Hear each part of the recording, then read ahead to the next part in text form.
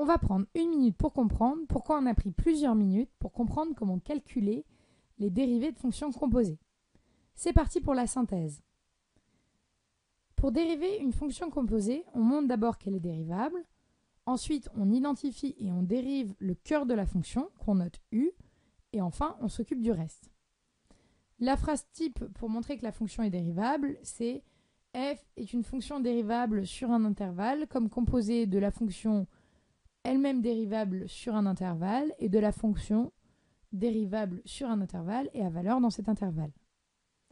Maintenant qu'on a montré la dérivabilité, on va identifier et dériver ce qu'on appelle le cœur de la fonction, c'est-à-dire la fonction qui est à l'intérieur de l'autre fonction.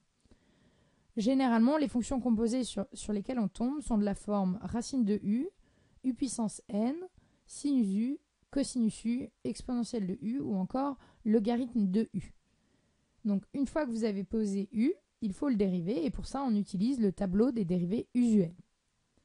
La dernière étape, c'est de dériver le reste de la fonction avec les fonds. La dernière étape, c'est de dériver le reste de la fonction avec les formules du cours. Donc pour racine de u, on aura u' facteur de 1 sur 2 racine de u. Pour u puissance n, on aura u' n u puissance n-1. Pour sinus u, u' cosinus u. Pour cosinus u, u' moins sinus u. Pour exponentielle de u, u' exponentielle de u. Et pour logarithme de u, u' fois 1 sur u.